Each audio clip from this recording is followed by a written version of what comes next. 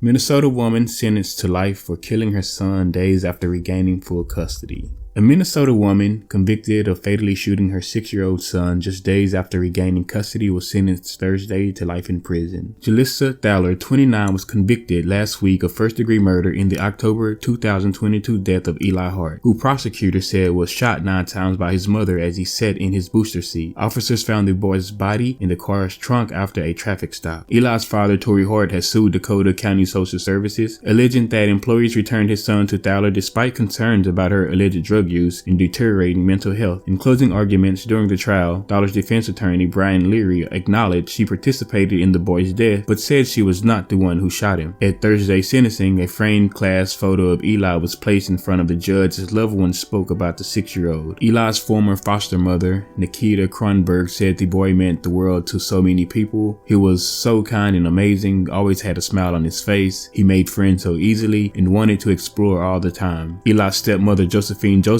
said in a victim impact statement for herself and Tory Hart that the pain is so deep you can't breathe. When Thaler was asked if she wanted to address the court, she said, "I'm innocent, fuck you all, you're garbage." Go ahead. I'm innocent, fuck you all, you're garbage.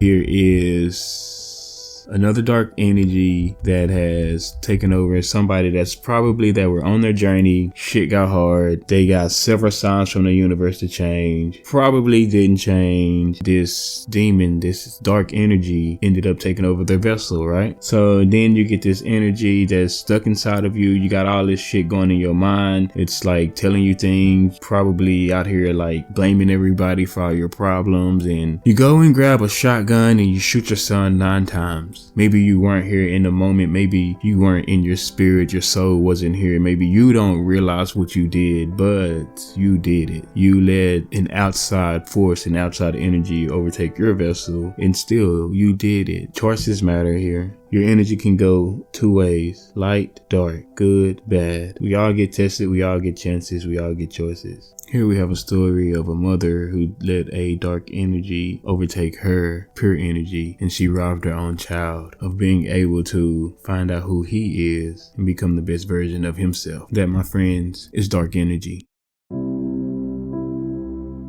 Alaskan teen killed best friend after man online allegedly offered $9 million for videos of murder in catfish scheme. Denali Bremer, 22, will be sentenced in August and faces 30 to 99 years in prison. A 22-year-old Alaska woman pleaded guilty to murdering her 19-year-old best friend in 2019 after a man who was allegedly catfishing her had offered her $9 million to kill someone. On Wednesday, Denali Bremer of Anchorage pleaded guilty to first-degree murder, according to a statement from the Alaska Department of Law. Bremer agreed to plead guilty to murdering Cynthia Huffman, 19, a teen with developmental disabilities, in exchange for having 5 other charges against her dropped. She was charged with conspiracy to commit murder in the first degree, solicitation to commit murder in the first degree, 2 different theories of murder in the second degree, and tampering with evidence. The charges stem from June 2019 when Huffman went missing doing a hike with Bremer and another friend at Thunderbird Falls. Her body was found 2 days later on the banks of the Eglutna River, bound with duct tape and shot in the back of the head. During their investigation, authorities learned that Bremer had started an online relationship with the man who said his name was Tyler, and he claimed he was a millionaire from Kansas. He allegedly offered her $9 million to kill someone and send him pictures and video of the slaying. According to the charging documents, Bremer, then 18, and Caden McIntosh, then 16, drove Hoffman to Thunderbird Falls. They allegedly duct taped Hoffman and took pictures of her before McIntosh shot her in the back of the head. McIntosh and Bremer were each charged with 1 count of murder and 1 count of tampering with evidence. 2 juveniles, a male and female whose names were withheld because they are minors, were involved in the planning of this homicide with Bremer and McIntosh. Caleb Leland, then 19, was also arrested for 1 count of murder, 1 count of conspiracy to commit murder, and multiple counts of sexual assault with the minor. Leland allegedly told police he helped plot Hoffman's slaying and lent his SUV to Bremer in order to commit the crime. McIntosh and Leland's cases are still pending. In 2019, Darren Skidmiller of Indiana was charged with allegedly coming up with the plan to kill Hoffman, and Anchorage grand jury indicted then 21-year-old Skidmiller on charges of murder in the first degree, conspiracy to commit murder in the first degree, and 2 counts of murder in the second degree. In August 2019, he pleaded not guilty to all counts. Now 24, Skip Miller was extradited to Alaska where he remains jailed and is awaiting trial. Bremer will be sentenced on August 22nd. Her plea agreement did not include a specific term of imprisonment. She faces a sentence of 30 to 99 years in prison. So what we have here are 3 young people who were approached by dark energy that probably sat at home, geared up his computer, grabbed some tissue and some lotion, and did dark energy things in his spare time. Somebody that's bored. Somebody that's probably hung around, like playing in the shadows, but